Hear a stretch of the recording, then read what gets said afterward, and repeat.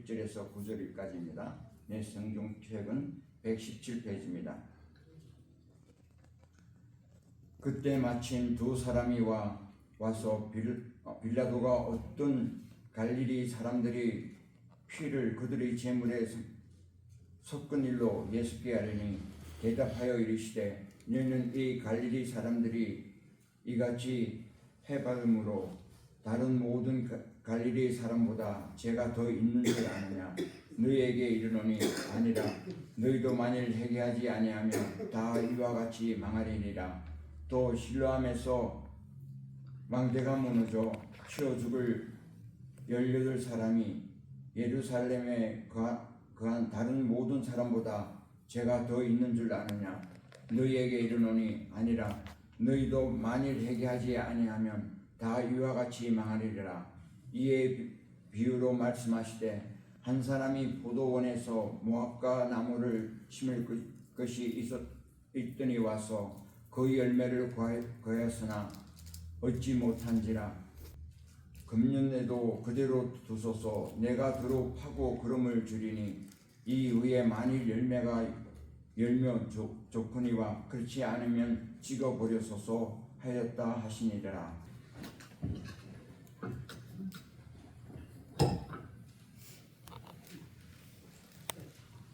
제가 이번 여름에 당일치기 하루 안에 갔다 오는 일정으로 버지니아 비치에 간 적이 있습니다. 버지니아 비치에 가서 이제 등대에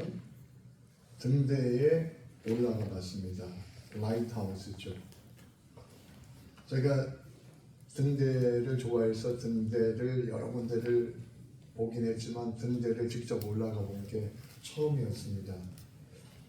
그 올드 케이프 헨리 라이트하우스라는 그 등대입니다.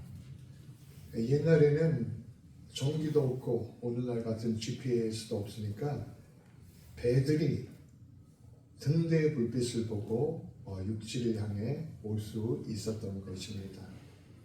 이 케이프 헨리 라이트하우스는 조지 워싱턴 초대 대통령이 명령을 내려서 1992년에 완공되었고 19세기에 그 자리에서 많은 배들의 항해를 도와주는 중요한 역할을 했습니다. 이 등대가 26m, 비트로 하면은 85비트가 되는데 내부에 그 인사이드 스테어를 통해서 올라갈 수가 있습니다. 등대를 직접 들어가는 게 참 새로운 경험이었습니다. 굉장히 좁은데 그래도 재미있었습니다. 근데 원래는 쇠 계단이 아니라 거기가 나무로 만든 계단이었다고 합니다. 근데 나중에 더 안전하게 쇠로 나선형으로 이렇게 계단을 만들어 놓은 것이죠. 등대는 배의 운행에 있어서 너무 중요합니다. 등대가 있어야 배가 암초에 부딪지 않고 육지를 올 수가 있습니다. 그래서 우리는 교회의 역할을 등대에 비유해서 얘기를 합니다. 등대와 같은 교회가 되어야 된다. 또 성도의 역할은 등대에 비유해서 얘기합니다. 등대, 라이트하우스 같은 가정이 되고 라이트하우스 같은 한 사람 한 사람의 성도가 되어야 된다. 저와 여러분은 남은 인생을 이렇게 라이트하우스처럼 비치며 살아가실 수 있기를 힘쓰고 노력하며 나아가십시다. 그런데 기술이 발전하지 않았던 시대에는 이 라이트하우스들이 무너지는 일들이 있었습니다. 오늘날에도 이 등대는 잘 메인테넌스를 하고 또 레노베이션을 하지 않으면 무너질 수가 있습니다. 실제로 영국에서 제일 먼저 세운 최초의 등대가 에지스톤이라는 동대라고 하는데요. 무려 1698년도에 세워진 그 등대입니다. 1698년도요. 그러니까 300년이 훨씬 넘은 등대죠. 그런데 이 등대는 세운 지 몇 년 지나지 않아서 1703년도에 대폭풍이 몰아쳤을 때 완전히 무너지고 파괴가 되었다고 합니다. 그리고 그 안에 건축가가 있었는데 그 건축가와 그 안에 일하는 사람들이 그 등대가 파괴돼서 다 죽고 말았습니다. 그 이후에 그 등대를 재건해서 지금 있는 그 영국의 등대는 4번째로 지은 등대라고 합니다. 우리가 빌딩을 짓는 것도 중요하지만 무너지지 않는 빌딩을 짓는 게 중요합니다. 자연재해가 오고 지진이 와도 무너지지 않는 것을 짓는 것이 중요합니다. 한국에서 예전에 성수대교 다리가 무너져서 얼마나 많은 사람들이 목숨을 잃었습니까? 삼풍백화점이 무너져서 많은 사람들이 목숨을 잃었죠. 그 삼풍백화점에서 죽은 사람 중에 제가 개인적으로 아는 사람도 있었습니다. 우리 인생도 그렇다고 생각합니다. 우리 믿음도 그렇고 우리 교회도 그렇고 우리가 짓는 것입니다. 무엇을 짓는데 우리가 흔들리지 않고 지진과 같은 것이 와도 또 태풍과 같은 것이 와도 흔들리지 않는 그 믿음의 집을 지어나가는 것이 중요한 것입니다. 예수님이 계실 때는 등대는 없었지만 망대가 있었습니다. 망대 아시죠? 이렇게 워치타워라 그래가지고 올라가서 파수꾼이 거기를 올라가서 지키는 것입니다. 파수꾼 군대식 용어로 하면 보초라 그러죠. 보초가 지키는 것입니다. 그 망대를 짓는 이유는 적들이 오나 감시하기 위해서 안전을 위해서 짓기도 하고 또 농업적인 목적으로 누가 포도원이나 농작물을 훔쳐가지 않나 그것을 지키느라고 망대를 지었던 것입니다. 그런 점에서 망대는 그 도시에서 가장 중요한 건물이었습니다. 오늘 누가복음 13장에 나오는 실로암 망대가 있는데 이 망대는 예루살렘으로 흐르는 수로 물이 흘러가는 길을 지키는 망대였습니다. 오늘도 우리가 수돗물을 먹고 사는데요. 우리가 수돗물을 먹기 위해서는 수도국의 직원들이 그 물을 잘 관리합니다. 매일 하루에도 몇 번씩 그 체크를 하면서 관리를 합니다. 그래서 안전을 위해서 그 수도국 시설에는 아무나 들어가지 못합니다. 옛날에도 그랬겠죠. 그 물에 아무나 함부로 하지 못하게 하기 위해서 망대를 세우고 망대 위에서 파수꾼이 지켜보았던 것입니다. 그런데 그 당시 그렇게 중요한 실로암 망대가 무너져 내린 일이 있었습니다. 무너질 뿐만 아니라 그 망대가 무너지면서 18명이 사망을 하게 된 것이죠. 사람들을 돕고자 망대를 지었는데 그 망대가 무너져서 사람을 죽게 만들었던 것입니다. 이 일로 인해서 당시 유대인들은 큰 충격을 받았습니다. 당시 사람들은 사이에 말이 많았습니다. 어떻게 그런 일이 일어날 수 있느냐. 실로암 망대가 무너져서 18명이 죽었는데 저 사람들은 특별히 죄가 많아서 그런 게 아니냐. 이런 말들이 많았고 사람들의 수군거림이 있었습니다. 유대인들은 어떤 사고나 재난이 있을 때 죄 때문에 라고 생각하는 경향이 컸습니다. 그래서 실로암 망대에서 18명이 무너져서 죽었을 때도 저들이 분명히 뭔가 그 죄 때문에 죽었을 거야 이렇게 수군거림이 있었던 것입니다. 이런 걸 예수님께서 잘 아셔서 예수님께서 오늘 말씀을 하시면서 본문에 보면 이렇게 말씀하셨습니다. 너희도 만일 회개하지 아니하면 다 망하리라. 실로암 망대에서 죽은 18명이 예루살렘에 있는 모든 사람보다 죄가 더 많은 줄 아느냐. 너희도 회개하지 않으면 이와 같이 망하리라. 그 말씀하셨던 것입니다. 사람들은 실로암 망대 그리고 18명에 대해서만 생각하고 질문하고 수군거렸지만 예수님은 너희를 생각하라고 말씀하셨던 것입니다. 너희는 어쩌냐는 것입니다.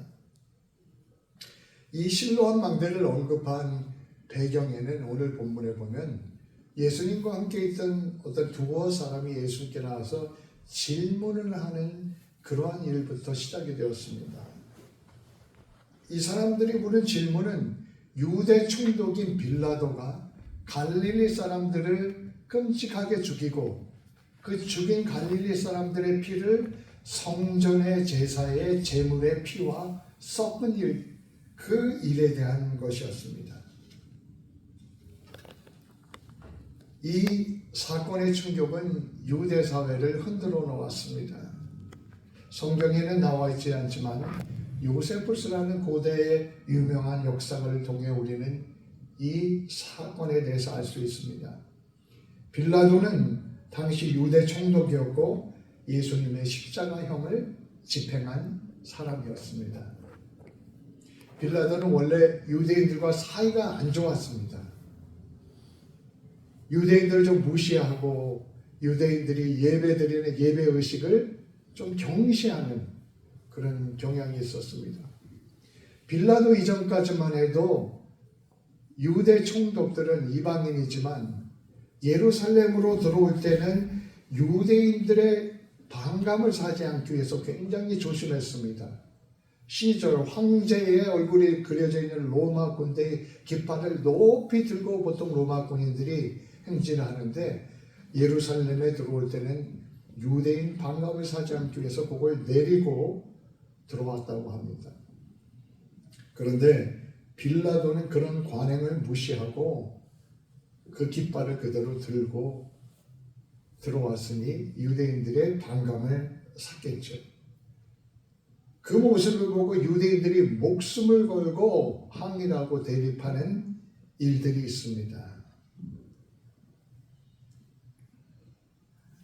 그런 빌라도가 예루살렘에 물을 더 풍부하게 공급하기 위해서 어떤 계획을 벌입니다. 그러면서 어떤 큰 프로젝트를 하기 위해서는 필요한 게 돈이 필요하지 않습니까? 유대인들에게 이야기를 합니다. 당신들의 그 성전에 헌금이 많이 들어오지 않소. 그러니까 성전의 헌금을 가지고 이 수로 물기를 좀 크게 만듭시다. 실제로 성전은 물을 많이 사용했습니다.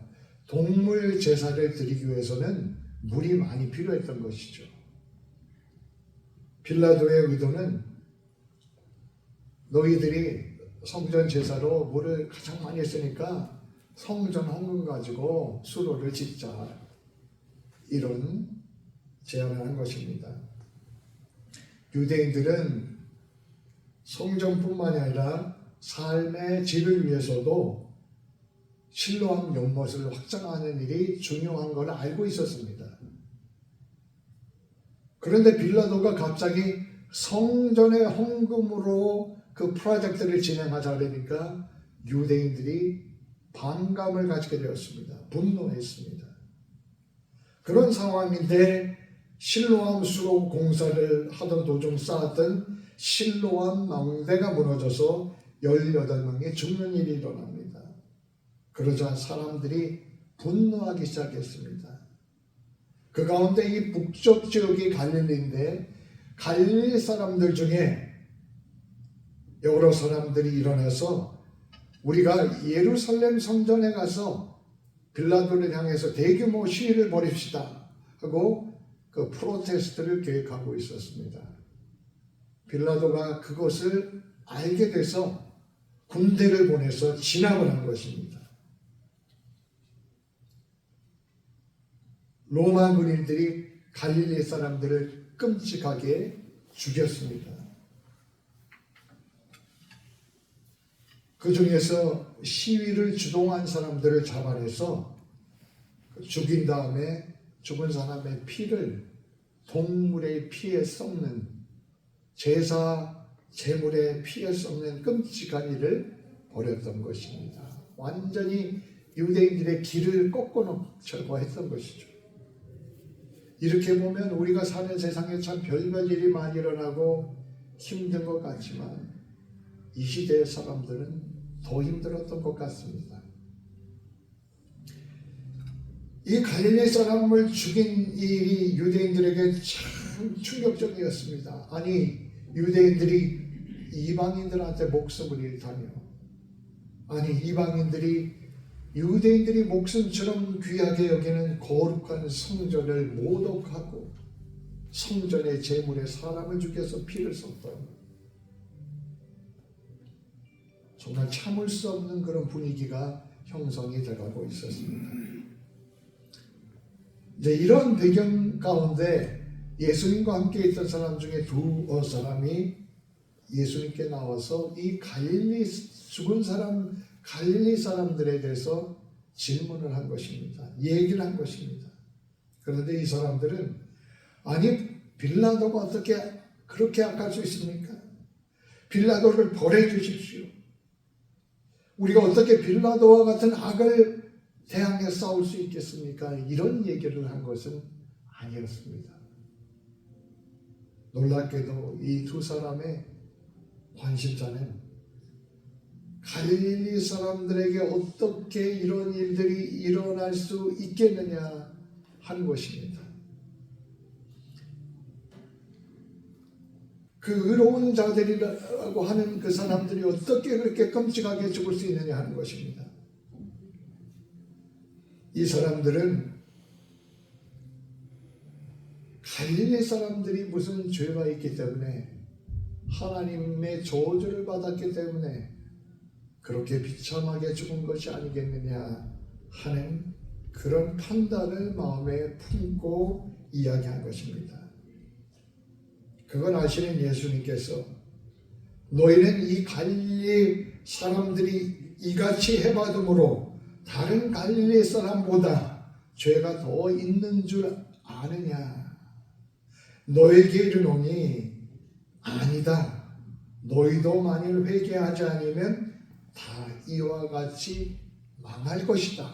이렇게 말씀하셨습니다. 예수님은 유대인들의 식민지하의 그 고난과 어려움을 이해하고 계셨습니다. 예수님께서 빌라도의 악행을 무시한 게 아닙니다. 식민자의 고통을 모른 척 하신 게 아닙니다. 예수님의 포인트는 빌라도에게 죽은 갈릴리 사람만이 아니라 모든 사람들은 그렇게 죽게 된다는 것입니다. 그리고 갈릴리 사람들이 죄가 있었듯이 모든 사람들이 죄가 있다는 것입니다. 그러므로 우리가 망하지 않고 생명을 얻기 위해서는 무엇보다 회개가 먼저다라고 말씀을 하신 것입니다. 예수님께서는 인간에게 가장 우선적이고 중요한 게 무엇이냐를 말씀하신 것입니다. 여러분, 뭐가 제일 중요합니까? 마태복음 6장 33절에 보면 너희는 먼저 그의 나라와 그의 의를 구하라고 했습니다. 하나님의 나라와 의입니다. 우리에게 가장 중요한 문제는 죄에서 해방되고 하나님의 나라와 의를 구하는 사람으로서 살아가는 것, 여기서부터 시작되는 것입니다. 인간의 모든 문제는 죄에서 시작됩니다. 죄에서 심판이 오고 심판은 영원한 형벌을 가져옵니다. 이 모든 문제를 해결하는 길이 회개라는 것입니다. 그래서 회개하지 않으면 너희도 망하리라 이렇게 말씀하신 것입니다. 오늘날 보면 사람들은 세계에서 살아남으려면 이걸 해야 된다, 저걸 해야 된다 이런저런 얘기들을 합니다. 또 책도 나옵니다. 어떤 사람은 지금 이 시대가 정보사회이기 때문에 인공지능을 아는 걸 제일 우선시해야 된다라고 합니다. 어떤 이들은 핵 문제 때문에 이 지구가 멸망할 수도 있으니까 핵 문제 해결을 제1과제로 해야 된다고 합니다. 인공지능을 배우는 게 필요합니다. 중요합니다. 그러나 그게 제일의 우선은 아닙니다. 핵무기 문제를 해결하는 게 필요하고 중요합니다. 그게 제1의 우선은 아닙니다.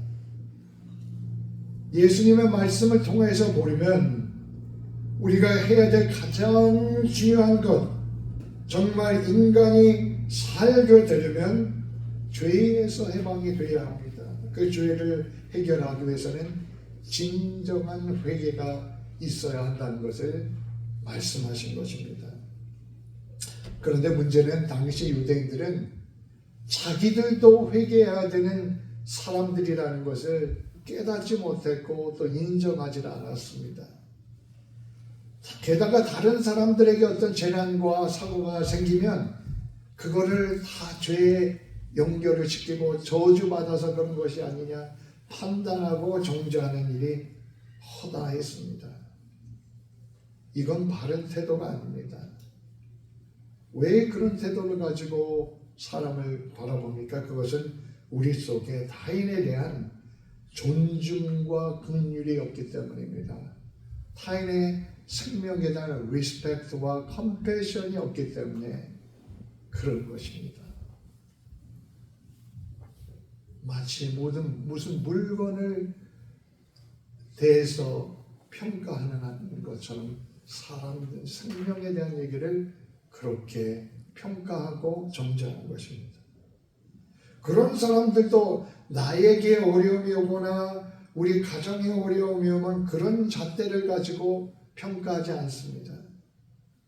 그러나 타인의 어려움에 대해서는 무관심하고 심지어 죄 때문에 그랬다고 저주 받아서 그랬다고 판단의 잣대를 들이대고 정죄의 잣대를 들이댑니다.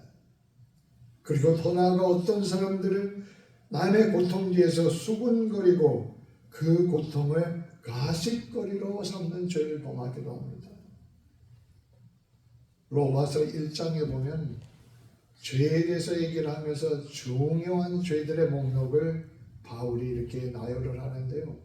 거기에 보면 수군거리는 얘기도 나옵니다. 왜 수군거리는 얘기가 왜 그렇게 커다란 죄들과 같은 한 목록에 있을까요? 그 수군거림 속에는 존중과 긍휼이 없기 때문에 그런 것입니다. 생명을 귀한 생명으로 보지 않기 때문에 그런 것입니다. 유대인들은 이런 경향이 심했습니다. 누군가 불행을 당하면 즉각 인과응보적인 관점에서 보았습니다. 그래서 저 사람이 저 인간이 저건 잘못해서 죄를 져서 그런 거야. 저 받을 만한 벌을 받은 거야. 이렇게 판단하고 정죄하는 게 허대했습니다. 받을 만한 벌을 받아야 한다면 인간 중에 받을 만한 벌을 안 받을 사람이 어디 있겠습니까? 다 벌을 받아야 되는 거 아닙니까? 근데 유대인들은 자기들이 받아야 될 벌은 생각하지 않고 저 사람들은 저주를 받아서 그런 거야. 그래서 마땅한 벌을 받은 거야. 이런 식으로 평가하는 경향이 당시에 심했던 것입니다. 예수님께서는 사람들 속에 있는 이런 긍휼, 컴패션이 없는 태도를 보셨습니다. 그래서 실로암 망대가 무너져 죽은 18명보다 예루살렘에 있는 모든 이들이 죄가 더 없는 줄 아느냐? 아니라는 것입니다. 그런 하나님의 기준으로 치면 실로암 망대에서 죽은 사람뿐만 아니라 예루살렘 모든 사람들이 죄 때문에 죽어야 한다는 것입니다. 예루살렘에 거하는 모든 사람들이 죄인이라는 것입니다. 그러면서 회개하지 않으면 갈릴리 사람뿐만 아니라 실로암 망대의 18명뿐만 아니라 모든 사람이 죽는다는 것입니다. 그러면서 유대인들에게 너희도 죄인이고 너희도 회개하지 않으면 멸망하는데 왜 그것을 모르냐고 지적을 하신 것입니다. 결국 유대인들은 이런 태도를 버리지 못하고 AD 70년에 로마 군대에 의해서 예루살렘이 점령을 당하고 수많은 사람들이 살육을 당하는 일이 일어났습니다. 정말로 무너지고 살육당하는 그 심판이 그들에게 있었던 것입니다. 빌라도에게 의해 저질러진 갈릴리 사람들의 살육, 실로암 망대가 무너져 죽은 그 참사를 통해서 사람들은 왜? 라는 판단의 잣대를 제일 먼저 생각했습니다. 그러나 사실 우리는 세상에 일어나는 고난에 대해서 그게 왜 그런지 우리가 모르는 게 더 많습니다. 왜보다 더 중요한 것은 우리가 어떤 고난이 있을 때 그 고난을 함께 공감하고 나누는 것입니다.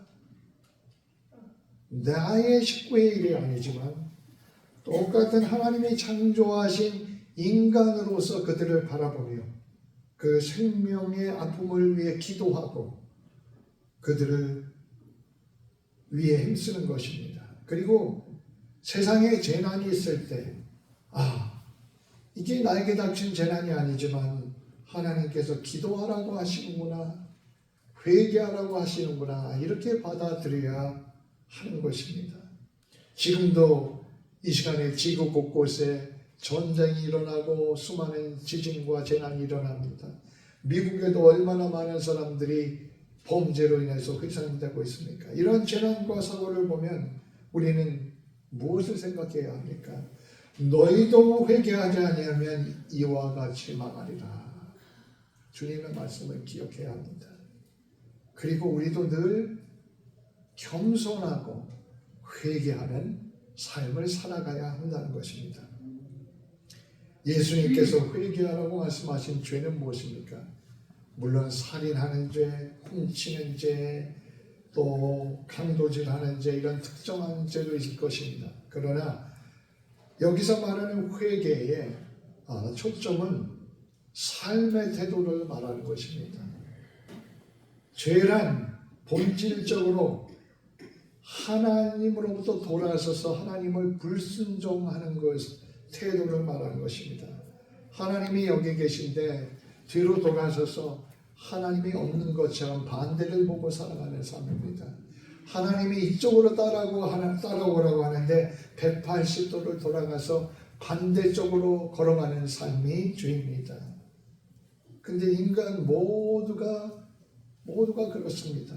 너와 나 모두의 문제입니다. 그래서 로마서 3장 23절에 보면 모든 사람이 죄를 범하였음에 하나님의 영광에 이르지 못하더니, 어떤 특정한 사람의 문제가 아니라는 것입니다.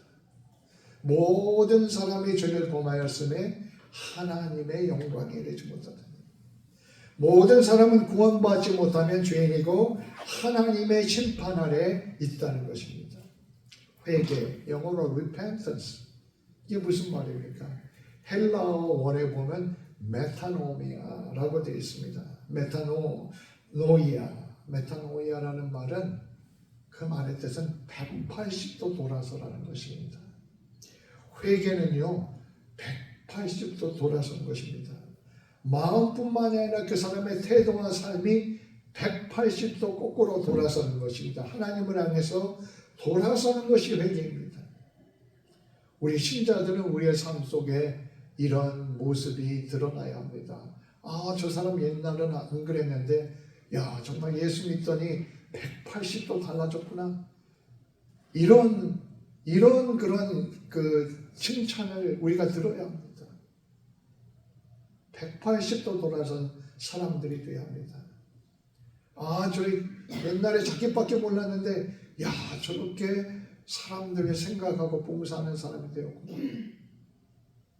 와, 옛날에는 완전히 땡깡장이었는데 야, 겸손하고 참아주는 저런 사람이 됐구나.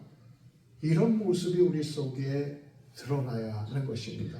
이것이 회개 180도 돌아선 회개의 모습입니다.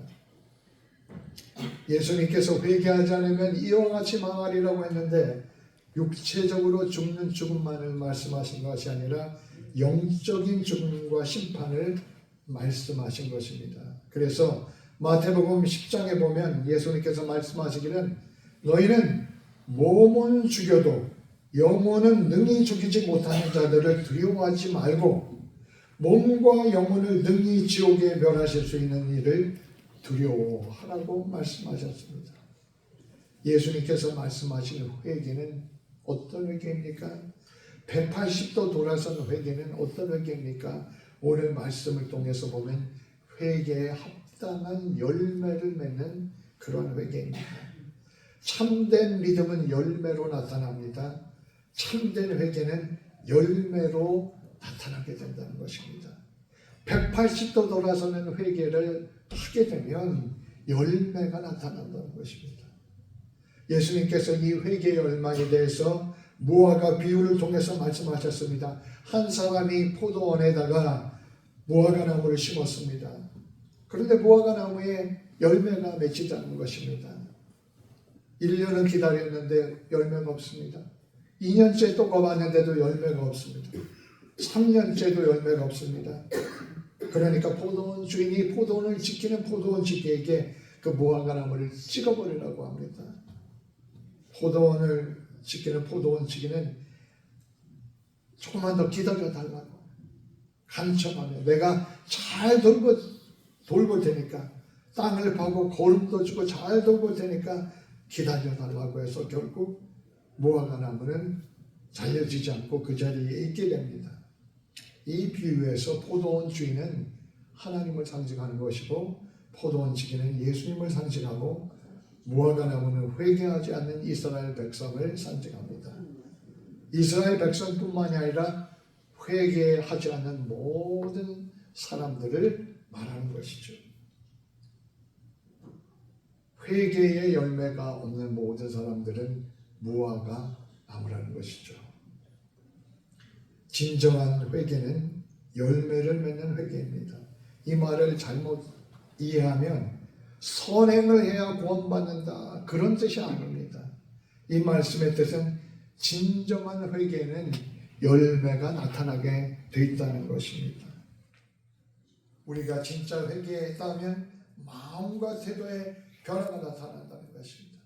진짜 회개하면 180도 돌아선 그 모습이 우리 가운데 나타나고 열매가 맺어진다는 것입니다.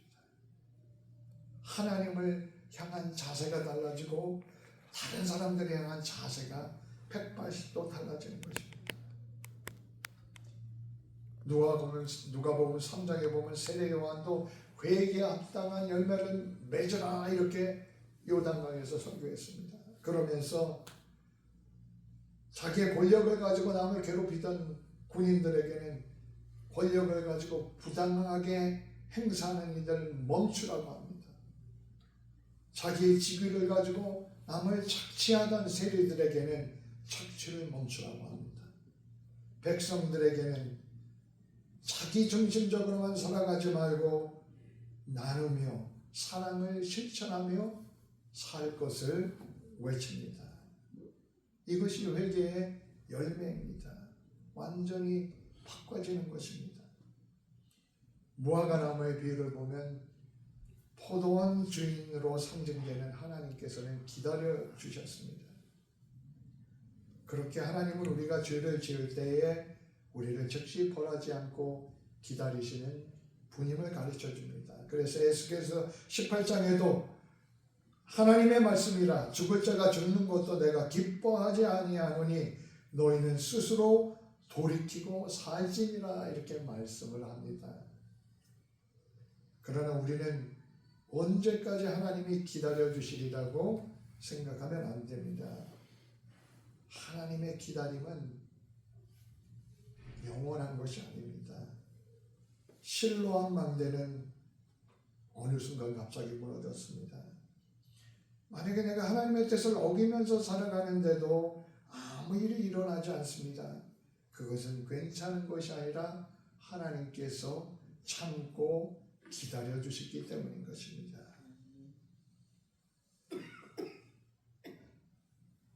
예수님은 무화과 나무를 살려달라고 간청을 했습니다. 기회를 달라고 한 것입니다. 영어로 하면 세컨드 찬스를 달라고 한 것입니다. 하나님은 우리에게 세컨드 찬스를 주십니다.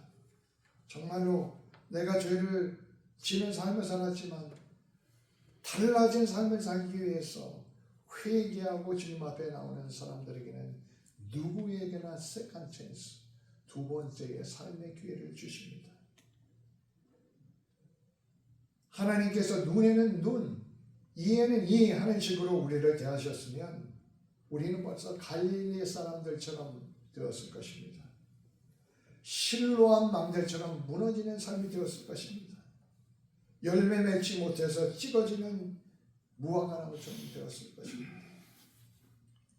하나님께서는 우리 죄에 대해서 공평하게 벌을 내리지 않으셨습니다. 대신 예수 그리스도 안에서 용서해 주셨고 생명을 주셨습니다. 예수 그리스도께서는 우리가 받아야 할 벌을 대신 받으셨습니다. 그로 인해서 우리가 언제든지 회개하고 생명을 얻는 기회를 주셨기 때문에 우리가 이 자리에 있는 것입니다. 그러나 오늘날 세상에 많은 사람들은 회개하지 않습니다. 아직도 자신들의 망대를 세웁니다. 돈이 많으면 안전할 거야. 돈에 실로암 망대를 세웁니다. 내가 건강만 잘 지키면 돼. 건강을 지키는 게 중요하지만 그게 전부라고 생각해서 건강이란 실로암 망대를 세웁니다. 나는 높은 자리에 있으니까 안전해. 사회적 지위라는 실로암 망대를 붙잡습니다. 내 아이들이 잘 되면 내 인생은 성공한 거야. 가족이라는 실로암 망대를 세웁니다. 그런데 하나님이 없는 실로암 망대는 오늘 말씀처럼 언젠가는 다 무너지게 되는 것입니다. 우리는 무너지지 않는 망대를 지어야 합니다. 무너지지 않는 망대는 참된 믿음으로 세워지는 망대이고, 무너지지 않는 망대는 180도 돌아선 회개의 삶에 세워진 망대인 것입니다. 심겨져 있기는 하지만 열매 없는 무화과나무 같아서는 안 됩니다. 열매 맺는 무화과나무가 되기 위해서는 이 모든 것이 참된 회개 속에서 일어나는 것을 우리에게 가르쳐 주셨습니다. 우리의 삶이 무너지지 않는 망대가 되도록 믿음으로, 회개로 계속적으로 세워나갑시다. 우리의 삶이 열매 맺는 무화과 나무가 되도록 기도하며 헌신하며 나아갑시다. 기도하겠습니다. 주님, 참된 믿음의 삶, 참된 회개의 삶, 180도 돌아선 그런 삶을 통해서 우리의 삶이 무너지지 않는 망대가 되게 하시고 우리의 삶이 열매 있는 무화과가 되게 축복하여 주시옵소서. 예수님 이름으로 기도드립니다. 아멘.